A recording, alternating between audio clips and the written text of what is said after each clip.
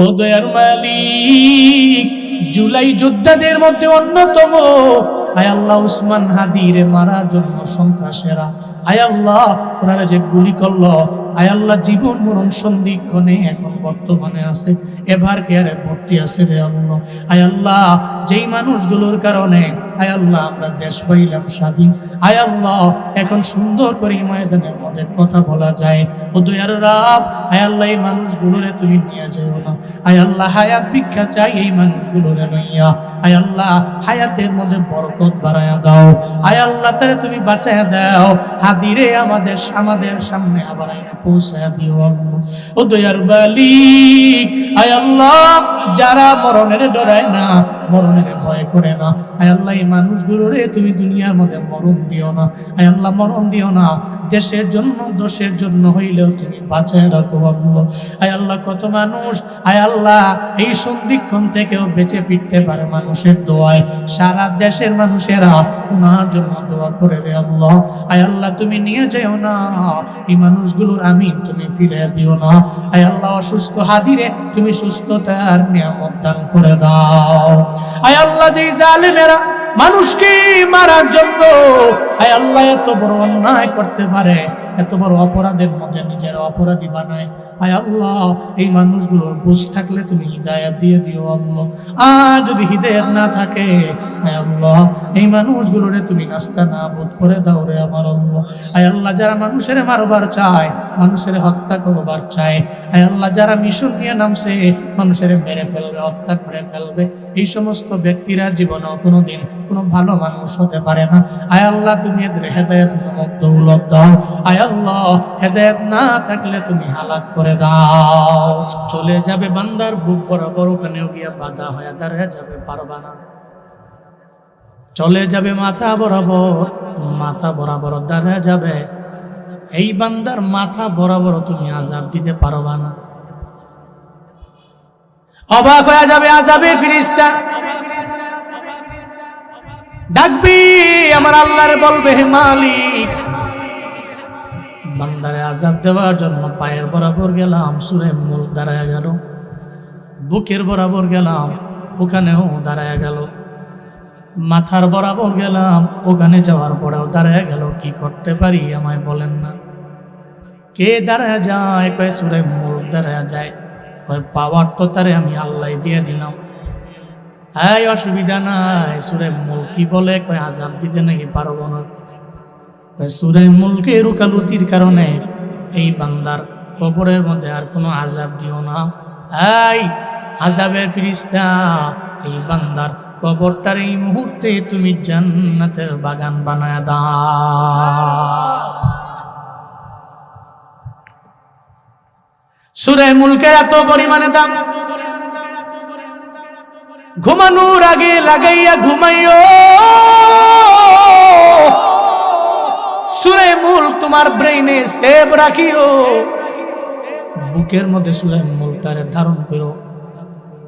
তুমি ঘুমানোর আগে লাগাইয়া ঘুমাইয়া গেলা, ঘুমের ঘরে যদি মরণ হয়, কবরের মধ্যে আযাব দিতে গেলে বলতে পারবা আযাব দিও না, আমি তো সূরা মুলক লাগাইয়া ঘুমাইয়া গেছি, গান লাগাইয়া ঘুমাই নাই, সূরা মুলক লাগাইয়া ঘুমাইয়া গেছি। ঘুমের ঘরেও যদি মরণ হয়ে যায়, মরণ হবে জান্নাতি মরণ, চিল্লায় পড়া যাবে কি সুবহানাল্লাহ। মরণটা জান্নাতি মরণ। সূরা মুলকের এত পরিমাণে দাম, আল্লাহ সেই সূরার 2 নম্বর আয়াতের মধ্যে আল্লাহ পাক বলেন, আল্লাযী খালাকাল মাউতা ওয়াল হায়াতা লিয়াবলুয়াকুম আইয়ুকুম আহসানু আমালা। আল্লাহ বলেন রবের পরিচয় জেনে নেও, রব তো উনি যিনি বানাইলেন 1 নম্বরে মরণ। আল্লাযী খালাকাল মাউত, রব তো উনি যিনি বানাইলেন মরণ, ওয়াল হায়াত, আল্লাহ তো উনি যিনি বানাইলেন জীবন। আল্লাহ কয় মরণ আগে বানাইলাম, জীবন পরে বানাইলাম। মরণ আগে কেন, জীবন পরে কেন? আল্লাহ কেন বললেন? মুফাসসিরিনে কেরাম বলেন, কারণ বান্দা তো আগে মৃতই থাকে। মায়ের গর্ভের মধ্যে বান্দা তো মৃত। আল্লাহ পাক রব্বুল আলামিন রূহটা দেওয়ার মাধ্যমে ওই বান্দারে আমার আল্লাহ জীবন দেয় ওই মায়ের গর্ভের মধ্যে। এরপরে ওই বান্দা ডে বাই ডে মায়ের গর্ভের মধ্যে বড় হয় আল্লাহ পাক রব্বুল আলামিনের অশেষ কৃপার দয়ার মেহেরবানিতে। এরপরে ডেলিভারির সময় ওই বান্দাটাকে আমার আল্লাহর প্রসেস অনুযায়ী দুনিয়ার জমিনের মধ্যে আনে। দুনিয়ার জমিনে বান্দা আসমান দেখতে পায়, এরপরে জমিন দেখতে পায়। আল্লাহ কয়, সিলে তুমি মৃত, জীবন আমি আল্লাহ দিয়ে দিলাম। এই বলো না রে বাবা, জীবন মরণের মালিক তো দুনিয়ার কোনো মানুষ না। আল্লাহ যারা জীবন দেয় মরণও তার জন্য। এই জন্য মুমিন চলার পথে মরণের ডরায় না।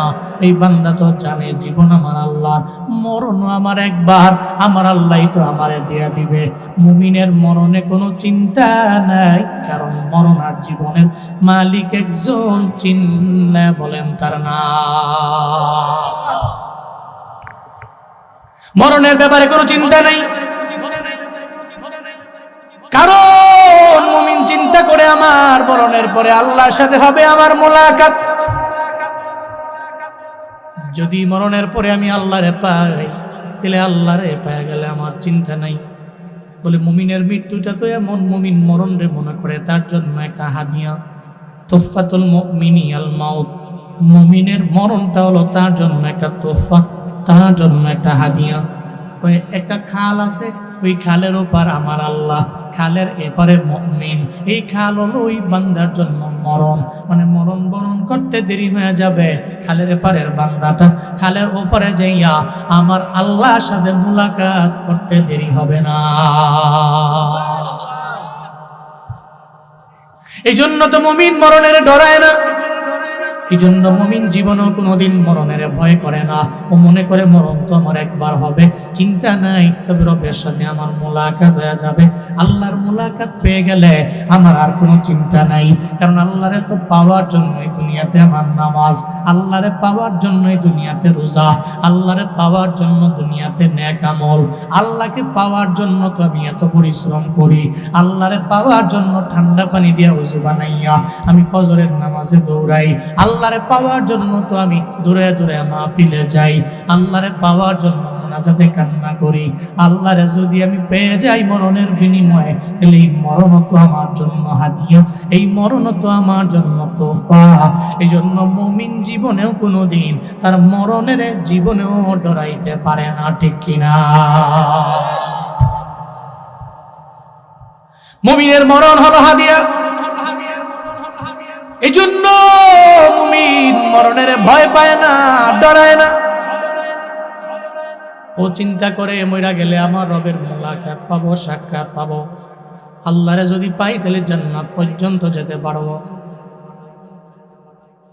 ওসমান হাদিদের কানের মধ্যে, ব্রেইনের মধ্যে যদি তোমরা মারো বুলেট, আই সন্ত্রাসেরা, এক হাদিরে দমাইতে পারো, দুই হাদি দমাইতে পারো, তবে আল্লাহ পাক আরো 4 জন হাদি বানায়া দিবে, যাদের ঈমান হবে বড় মজবুত।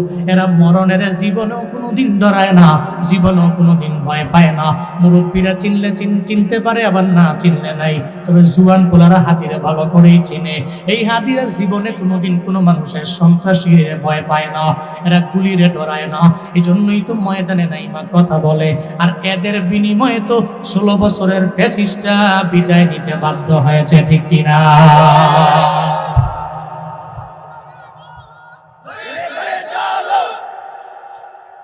এরা বড় দামি, এদের ঈমান বড় মজবুত।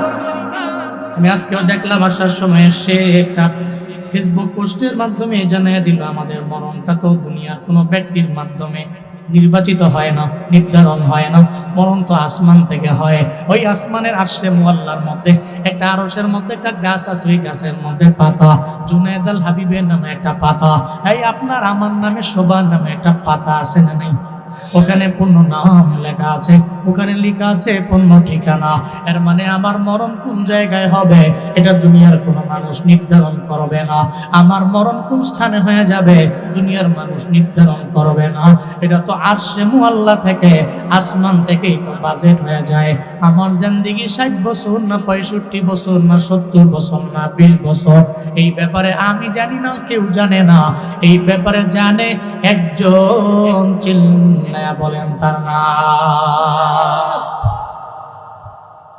কোন জায়গায় আমার মরণ হবে আমার জানা নাই, জানে আমার মালিক, আমার রব জানে, কেউ জানে না। এই জন্য তো হাত দিয়ে কয় আমারে মাইরা লাইতে পারো, অসুবিধা নাই, তুমি আমার পুলায় আছে, পুলায় আমি যেই লাইনে ওই লাইনে আমার ছেলে যাবে, আমার নাতিও যদি হয় নাতিও তো এই লাইনে যাবে। আমরা দুনিয়াতে চিন্তা করি না মরণের, চিন্তা করি না বুলেটের, চিন্তা করি না বোমার, চিন্তা করি না গুলি, চিন্তা করি আমার মরণ তো আমার আল্লাহ আসমানে নির্ধারণ করে রাখছে। আমার চিন্তা নাই, মইরা গেলে তো মইরা গেলাম। তবে দুনিয়াতে কোনো জালেম রে বিন্দু মাত্র পরিমাণ সার দিতে রাজি না। যারা ইনসাফ দুনিয়ার মধ্যে কায়েম করবার চায়, এরা তো মনে করে আমার মরণটা তো কোনোভাবেই আমার ঘরের মধ্যে হওয়া উচিত না। আমার মরণ তো হবে আমির হামজার মতো, আমার মরণ হবে হযরতে হানজালার মতো, আমার মরণ তো হবে আসওয়াদ রাদিয়াল্লাহু আনহুর মতো। যারা ঘরের মধ্যে মরে নাই, এদের মরণ হয়েছে জমিনের মধ্যে। এরা কাফের বেঈমানের বিরুদ্ধে যুদ্ধ করে, এদের তাজা রক্ত জমিনের মধ্যে বিলীন করে দিয়া এরপরে শাহাদাতের পেয়ালা এরা পান করেছে। এখন মারহাবা। মরণ তো এমন হওয়া চাই, মরণ তো এমন হওয়া চাই। আমি ময়দানে নাম ইনসাফ কায়েম করতে, তাহলে ঘরে মরবো কেন? তাহলে জমিনে মরবো, রোডে মরবো, রাস্তায় মরবো, চিরজীবন মানুষদের নাম মনে রাখবে। আর যখনই নাম মনে রাখবে দোয়া করবে আল্লাহর কাছে। এমন হওয়া তো চাই। মুমিন তো মরণের ডরায় না, চিন্তাও করে না মরণ। ওইটা গেছি তো গেছি, অসুবিধা কি? রবকে রাজি কইরা ইনসাফ প্রতিষ্ঠা করতে যা জালেমের বিরুদ্ধে স্লোগান দিয়া, আমার আল্লাহকে বড় বইলা আল্লাহু আকবার স্লোগান দিয়া ওইটা গেছি তো অসুবিধা কি? আল্লাহরে তো পাওয়া গেছে। সুবহানাল্লাহ পড়বেন না? আল্লাহ কয় মরণ তো আমি বানাইছি, তুই ডরাস কে? তোর জীবন তো আমি দিয়েছি। এই মিয়া, আল্লাহ কি পারতেন না মায়ের গর্ভে মরণ দিতে? পারতেন না আল্লাহ? দুনিয়াতে আসার সময়, ডেলিভারির সময় বহুত পোলাপানের মরণ হয় না? আল্লাহ কি আমারে আপনার ওই সময় মরণ দিতে পারতো না? পারত। কিন্তু আল্লাহ বড্ড মায়া করেছেন। এই কারণেই তো আল্লাহ হায়াত বাড়াইয়া 50 বছর, 60 বছর, 40 বছর, 25 বছর, 30 বছর পর্যন্ত আল্লাহ হায়াত বাড়াচ্ছেন। আরো আল্লাহ হায়াত দিবেন, দিতে পারেন তো উনি, আবার যে কোনো টাইমে উনি নিয়ে যেতে পারেন। এই জন্য মুমিনের মরণে বিন্দু মাত্র পরিমাণ মুমিনের কোনো চিন্তা নাই। তবে মরণের আগে কিছু পুঁজি বানাইয়া কবরের মধ্যে যাওয়া লাগবে রে বাবা। কবরে পুঁজি ছাড়া যেও না, কারণ কবর তুমি কোন বেটা, কোন বেটার পোলা, কোন জায়গায় তোমার বাড়ি, কোন দলের লিডার, কোন দলের নেতা, জীবনেও কোনোদিন কবর এটা চিন্তা করে না, কবর এটা দেখে না। কোনোভাবেই কবর তোমারে জিজ্ঞাসা করবে না কোন ঘরের পোলা তুমি, কোন বাড়ির পোলা। কবর চিনে তোমার ঈমান, কবর চিনে তোমার আমল, কবর চিনে তোমার বিশ্বাস, অগাধ বিশ্বাস আর আমলের লাইনে কি পরিমাণে আগাইলা। কবর তো এই ব্যাপারে ধারণা রাখে। এর বাইরে কবর তোমার বিন্দু মাত্র পরিমাণ গণনা করার টাইম নাই। মাটি তোমারে চিনে না, কারণ এই কবরে এত পরিমাণে পাওয়ার। কবর তো চাইলে তোমার পুরা বডিটারে কবরের মধ্যে 2 সেকেন্ডের মধ্যে তোমার পুরা বডিটা মাটির মধ্যে ধুমড়ে মুচড়ে দিতে পারে কি পারে না? এই জন্যই তো মুমিন চিন্তা করে মরণের জন্য পুঁজি নিয়ে যাব। সাইয়্যিদাতুন নিসাই আহলিল জান্নাহ ফাতেমা রাদিয়াল্লাহু আনহা, কি পরিমাণ দামি একজন নারী ফাতেমা রাদিয়াল্লাহু আনহা। মদিনার নবী কয় জান্নাতের মধ্যে সর্দারিনী নারী হবে আমার কন্যা ফাতেমা। সুবহানাল্লাহ, জুড়ে পড়ে না? এত দামি নারী, এরপরেও মরণের আগে চিন্তা করে মরণ রে লইয়া, চিন্তা করে মরণ রে লইয়া। অথচ যেই নারী জান্নাতি নারী, জান্নাতের সর্দারিনী নারী। কিন্তু আমগো এলাকার আম্মা জানেরা তো জীবনেও কোনোদিন মনে হয় জান্নাতের সার্টিফিকেট পায় নাই। নবীরে দেখে নাই, আল্লাহরেও পায় নাই। এরপরেও যেই পরিমাণ স্বামীর সাথে বাধ্য হয়, এরপরে যেই পরিমাণ বেপরদায় আমার মা বোনেরা চলে, মনে হয় জান্নাতের সার্টিফিকেট মনে হয় দুনিয়ার মধ্যে উনি পেয়েই গেছে। ও আম্মা জানেরা, প্রতিদিন তো বয়ান হয়, সামনে আমার ভাইরা থাকে, আমার বাবারা থাকে, বয়ান তো এদের লইয়াই হয়, কিন্তু আপনার ঘরে লইয়া বহু জায়গায় কোনো বয়ান নাই। এই কারণেই তো ডানে বামে রাস্তাঘাটের মধ্যে মা বোনেরা বেপরদায় চলেও বেশি, এরা পর্দা ভুলে গেল। ডানে বামে ঘুরে ঘুরে যে দেখবেন বিভিন্ন জায়গায় আবার আমি টিজিং এর শিকার হয়ে যাই। এমন হালাতে রাস্তার মধ্যে ডানে বামে ঘুরে মনে হয় যে কোনো একটা মহিলা না মাইয়া না কি হালাত, এটা কি বেডা না বেডি, এটা পর্যন্ত চেনা যায় না। পুরুষের দেশাবে বের হয়ে যাচ্ছে, আর ঈদের কারণে মার্কেটের মধ্যে ঢুকে যায় না। আর ঈদের 2 দিন আগে তো মার্কেটের মধ্যে যাওয়া যায় না। মহিলাদের ভিড়ে পুরুষেরা যে মার্কেট পর্যন্ত করতে পারে না। ঠিক কিনা? বেপরদায় চলে, নামাজ পড়ে না, স্বামীর অবাধ্য হয়ে যায়, মরণের চিন্তা নাই। ভুলে গেছে আমরা মায়েরা বোনেরা, আগের দিনে দাদিরা চাচিরা কেমন ছিল, এরা এদের ফলো করে না, মনে করে এরা আগের দিনের মানুষ। আমরা তো আপডেট যুগের নারী, হব টিকটকার, বানাবো ফেসবুকের মধ্যে ভিডিও, প্রয়োজনে যদি বিয়ে করার পরে স্বামীরে লইয়া কাপড় ব্লক করব। আছে না? কেমন ছিল ফাতেমা, কেমন ছিল দামি নারী। দুনিয়াতে নবী বললেন জান্নাতে সর্দারিনী নারী ফাতেমা।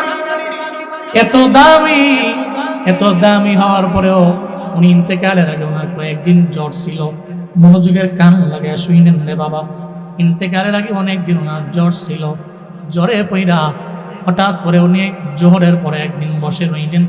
উনি বসে রইলেন, ওনার ইন্তেকালটা হয়েছে যেদিন উনি ছিলেন রোজা মুখে ওনার মরণ হয়েছে। এই মুমিনেরা ভালো কাজ করতে করতে মরে যায়, হয়তো জিহাদের ময়দানে জিহাদ করতে গিয়ে মারা গেল। মুমিনেরা এই চিন্তা করে না জিহাদের ময়দানে আমি মরব, কারণ আল্লাহর সাথে হবে আমার মোলাকাত। মুমিন চিন্তা করে আল্লাহর দরবারে বলে, আল্লাহ নামাজ অবস্থায় আমার মরণ দিও, রোজা মুখের মধ্যে লয়ে আমার মরণ দিও। ফাতেমা রাদিয়াল্লাহু আনহার মরণ হয়ে গেল রোজা মুখের অবস্থায়। উনি কয় আমার ইন্তেকালের আগের রাতের বেলা স্বপ্ন যুগে দেখি আমার নবী আমার ঘরের মধ্যে হাজির হয়ে গেল। আমার বাবা আমার ঘরে হাজির, বাবা স্বপ্ন যুগে আইসা কি যেন আমার ঘরের মধ্যে ডানে বামের সামনে পেছনে কি যেন তালাশ করে আমার বাবায়। আমি বললাম বাবা রে, এই ডানে বামে ঘুরা ঘুরা রুমের মধ্যে কি আপনি তালাশ করেন? নবী কয় ফাতেমা তোমারে খুঁজার জন্য আমি রুমের মধ্যে আসলাম, তোমারে একটা কথা বলার জন্য আমি রুমে আসলাম। ফাতেমা কয় বাবা বলেন না, কি বলবেন? আমার নবী কয় ফাতেমা রে, তোমার মরণের কথা বলার জন্য আইছি।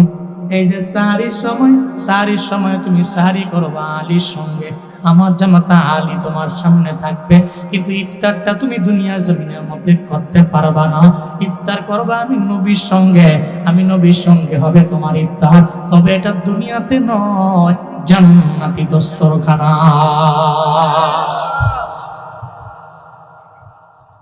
আলীর সঙ্গে করবা তোমার সাহারি। ফাতেমারে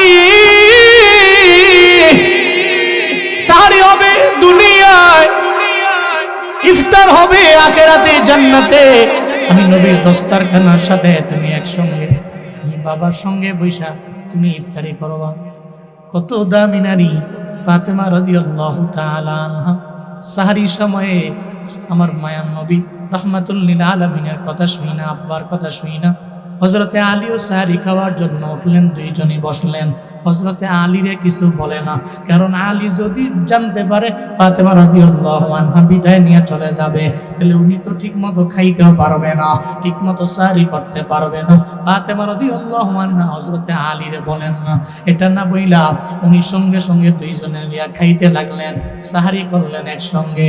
এরপরে সাহারির পরে তো ফজরের নামাজের আযান হয়ে গেল, হযরতে আলী চলে গেলেন নামাজে। ফাতেমা রাদিয়াল্লাহু আনহা উনি যায় নামাজের মধ্যে দাঁড়িয়ে গেল।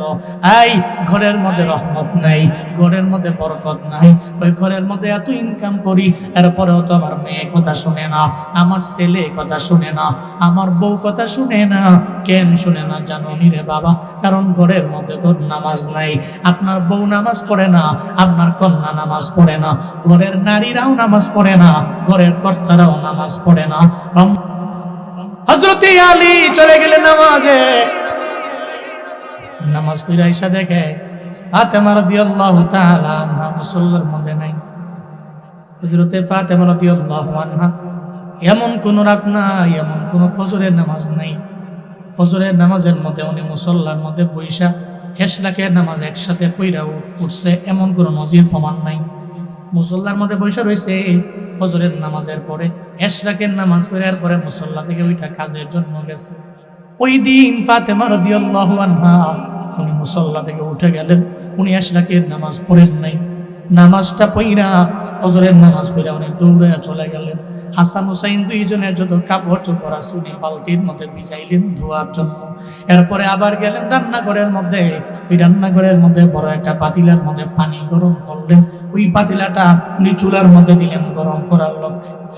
এরপরে ফাতেমা রাদিয়াল্লাহু আনহা এরপরে উনি চলে গেলেন আর একটা জায়গার মধ্যে বড় একটা বল নিলেন, ওখানে উনি খামির করতে লাগলেন, রুটি বানাবে খামির করতে লাগলেন। একটা জায়গার মধ্যে বালতির মধ্যে কাপড় চোপড়, আর একটা জায়গার মধ্যে পানি গরম, আর একটা জায়গার মধ্যে ফাতেমা রাদিয়াল্লাহু তাআলা আনহা খামির বানাইতে লাগলেন। হযরতে আলী আয়েশা দেখে রে ফাতেমারে মুসল্লার মধ্যে পাওয়া যায় না, পেরেশানির মধ্যে পড়ে গেল। জীবনে কোনোদিন আমি আমার ওয়াইফরে দেখি নাই, আমার স্ত্রী ফাতেমারে আমি জীবনে কোনোদিন দেখি নাই যে ফাতেমা এই জায়গা থেকে ইশরাকের নামাজ না পড়া উঠছে। আজকে উঠলো কে? আলী বুঝতে বাকি নেই, যে কোনো একটা কাহিনী আছে না নাই, আছে না নাই? চিন্তায় পড়ে গেলেন, দৌড়ে চলে গেলেন, যা দেখে রান্নাঘরের মধ্যে ফাতেমা রাদিয়াল্লাহু তাআলা আনহা উনি পানি গরম করতে লাগলেন, আবার এক জায়গায় খামির করতে লাগলো। হযরতে আলী যা বলে, ও ফাতেমা, ও স্ত্রী আমার, তুমি আজকে এতগুলা খামির কেন করো? রুটি কার জন্য বানাও? এত পানি তুমি কেন গরম করো? শুধু তাই না, বলো না এত কাজ তুমি কি জন্য করার জন্য ব্যাকুল হয়ে গেল? তোমার বড়িতে জ্বর, এই জ্বর লইয়া তুমি এত কষ্ট করার জন্য কেন?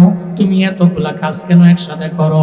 হযরতে ফাতেমা বলবার চায় না, একটা পর্যায়ে আলী বারবার বলতে লাগলেন, বারবার বলতে লাগলেন, ও স্ত্রী আমার, আজকে বলো না ফজরের নামাজ তুমি পড়ার পরে ইশরাকের নামাজ কেন না পড়া তুমি উইঠা চইলা গেলা, আমারে জানায়া দাও না। হযরতে ফাতেমা বলে, ও স্বামী আমার, আপনারে বললে তো আপনি চোখের পানি ফেলা কান্না করবে, আপনার মনটা বড় খারাপ হয়ে যাবে, এই জন্য আপনারে বলি না, কারণ আপনি তো আমারে বড্ড মহব্বত করেন, এটা আমার জানা, আপনি আমারে বড্ড ভালোবাসেন, এটা আমার জানা। এরপরেও বলি স্বামী, গত রাতের বেলা আমার আব্বা আমার স্বপ্ন যুগে আবার কইলা দিয়া গেছে, ফাতেমা রে সাহারি করবা আলীর সঙ্গে, তবে ইফতার দুনিয়ার জমিনে তোমার হবে না, ইফতার করবা জান্নাতি দস্তারখানায় আমি বাবার সঙ্গে। চিল্লা পড়া যাবে কি মারহাবা?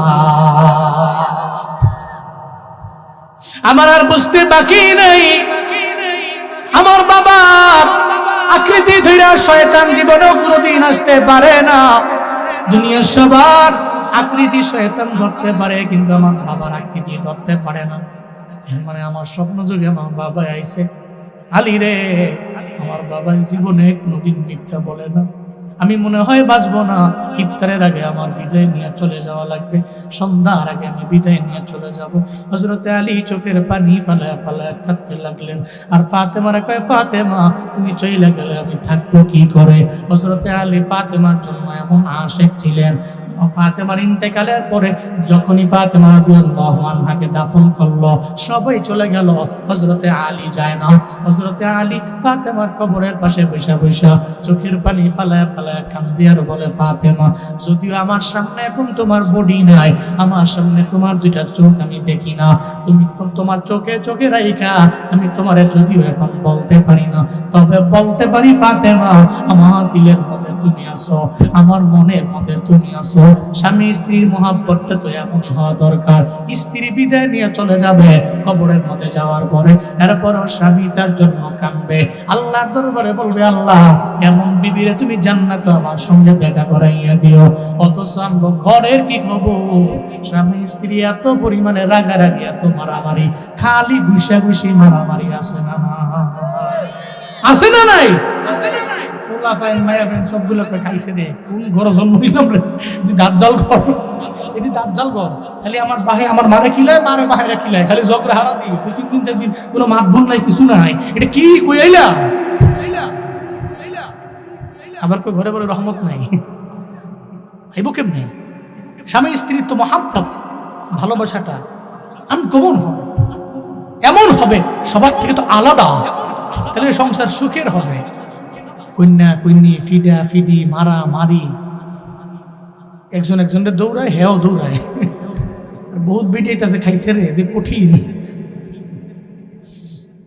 বেড়ায় বেড়িয়ে ধর্ম দূরের কথা, বেডি বেড়া ধরে লাইছে না, দুটা দিয়ে লাইছে না, বা এরকম আছে না নাই? আর কি রাগি, আবার ঘর রহমত নাই, বরকত নাই, আইব কেমনে? খাইছে যে ঝগড়াঝাটি। আল্লাহ আমাদের প্রত্যেকের ঘর, আমাদের দাম্পত্য জীবন সুখ দিয়ে ভরপুর করে দেন। জোরে কর না আমিন। যেটি আবিয়া তাই জোরে আমিন কইছে। এরকম যদি আমিন কই এই শীতকালে বই একটা ভাইয়া খারাপ কি, আল্লাহ তোমগুলো মিলে দেখ। এবার জোরে আমিন কও। হযরত আলী আর ফাতেমা রাদিয়াল্লাহু আনহা মহব্বত ছিল অনেক। একটা ছোট বাচ্চা যেভাবে কান্না করে, হযরত আলী কান্না করতে লাগলেন, ফাতেমা তোমাকে বিদায় দিয়ে আমি থাকবো কি করে দেব? দুইজনে মিলে কান্না করে। একটু পরে খেলার মাঠ থেকে হাসান এবং হুসাইন রাদিয়াল্লাহু আনহুমা দুইজনে আসলেন, এসে দেখে মায়ও কান্না করে, বাবাও কান্না করে। মা বাবার কান্না দেখা দুইজনে কয়, আব্বা গো কেন কান্দো, মা গো কেন কান্দো? দুইজনে আইসা মা বাবার চোখের মধ্যে পানি সহ্য করতে পারে না, বলেন না রে বাবা, আপনার সামনে আপনার মায়ে যদি কান্দে সহ্য তো আপনি করতে পারেন না, মারে তুমি কেন কান্দো? তুমি আমারে বলো, তোমার মনে যত চাহিদা যত চাহাত সব আমি পূরণ করে দিতে পারবো। কারণ সন্তান চায় না মা কান্না করে, বাবার কান্না মায়ের কান্না জীবনেও সন্তান সহ্য করতে পারে না। মা বাবার চোখে ডগায় পানি। হাসান আর হুসাইন রাদিয়াল্লাহু আনহুমা দুইজনে এসে দেখে মা কান্না করে, বাবাই কান্না করে। বাবা কেন কান্দেন, মা আপনি কেন কান্দেন? বলে না। হাসান হুসাইন রে কয়, নানার দরবারে চলে যাও, নানার দরবারে যাও, নানায় বলে দিবি। নানাই তো কবরে রওজা শরীফের মধ্যে নানায় শায়িত, রওজা শরীফের উপরে গিয়ে ডানে বামে এরা খেলাধুলা করে, নানা সঙ্গে এরা কথা বলে, চিল্লা পড়া যাবে কি মারহাবা। নানার কাছে যায় আর রওজার ডানে বামে গিয়া সামনে উপরে গিয়া নানার লয় কথা বলে। এরা তো এমন ছিলেন, নবীজি বলছে আমার হাসান আর হুসাইনকে যারা ভালোবাসে আমি এদের ভালোবাসি। আমার হাসান হুসাইন আমার কলিজার টুকরা দুই নাতি। নবীজি নামাজে রুকুতে যেতেন, সিজদায় যেতেন, হাসান হুসাইনকে কান্দের উপর উঠে থাকতেন, সুবহানাল্লাহ পড়বেন না? নাতিরে ভালোবাসতেন, মহব্বত করতেন নবীজি অনেক। তো দুইজনে বলে যাও তোমরা নানার কাছে, নানাই কইব, বিদায় করে দিলেন। নবীজি রওজার উপরে যায় খেলে, একটু পরে রওজায় থাক থেকে আমার নবীর সাউন্ড ভেসে উঠল। নবীজি বলে, হাসান হুসাইন রওজার মধ্যে খেলতে পারবা? যাও না, তোমার মা দুনিয়ার মধ্যে থাকবে না, কিছুক্ষণ পরে মা তোমাদের চির বিদায় দিয়া চলে যাবে দুনিয়া থেকে। রওজায় থাক থেকে আমার নবী শুনে, আমার নবী জানে, আমার আল্লাহ জানায়, পৃথিবীর যে কোনো প্রান্ত থেকে আমার নবীর উপরে উম্মত যখন দরুদ পড়ে, পড়তে দেরি হয়ে যাবে, পড়তে দেরি হয়ে যাবে, সঙ্গে সঙ্গে ওই দরুদটা আমার নবীর কাছে নিয়ে পৌঁছে দিতে দেরি করে না। নবী সত্যিকারের আশিক হয়ে যাও, ফেক না, মিথ্যা না, মন থেকে আমার নবী সত্যিকারের একজন আশিক যদি হইতে পারো, কবরের পাশে গিয়ে তুমি দাঁড়াইবা, তুমি নবীরে সালাম দিবা। তুমি নবীর এত খাঁটি আশিক যদি হতে পারো, নবীরে সালাম দিলে নবী তোমার সালামের জবাব দিবে, তুমি তোমার কানে শুনতে পারবা রে বাবা। কারণ নবীর যারা প্রেমিক হয়ে যায় এদের কোনো চিন্তা নাই, টেনশন নাই। নবীর যারা কাছে রইতে পারে নবীর দুরূদের মাধ্যমে, নবীর ঘনিষ্ঠ বাজন যদি হতে পারে, রোজা আতহারের সামনে যে যখন আমার নবীরে সালাম দিবে, নবী তো কবরের মধ্যে হায়াতুন নবী আমার, ওখানে আমার নবী জিন্দা, তুমি কিছু বলবা নবী জবাব দিয়ে দিবে। কারণ আমার নবীর ওই পাওয়ার আছে না নাই? আসেনি? নবী ইশক নিয়ে যদি যাও, কবরের পাশে গিয়ে যদি দাঁড়াও, নবী ইশক নিয়ে, প্রেম নিয়ে, ভালোবাসা নিয়ে যদি আমার নবী রওজার পাশে গিয়ে তারা যদি নবীর সালাম দাও, আমার নবী জবাব দিয়ে দিবে। বহু মানুষের মনের মধ্যে ইচ্ছা, আল্লাহ আমারে কেন মক্কায় নেয় না, আল্লাহ কেন আমারে মদিনায় নেয় না, নবী রওজায় আমারে কেন নেয় না। বহু মানুষের মনের মধ্যে এই স্বপ্ন আছে, আল্লাহ যাতে করে জীবন একবার হলেও আমারে মক্কায় নেওয়া যায়, আমারে যাতে করে জীবন একবার হলেও আমার আল্লাহ মদিনায় নেওয়া যায়। এই ময়দানের মানুষেরা, বরুড়ার মানুষেরা আমায় বলেন না, আপনারা কি মদিনায় যাবার চান কি চান না? কারা কারা চান? দুইটা হাত তুলে আমার আল্লাহরে দেখা। আল্লাহ তুমি কবুল করো, মঞ্জুর করো, জীবনে একবার হলো মদিনায় যাওয়ার মতো তৌফিক তুমি দাও। চিল্লায় পড়ে না আমিন।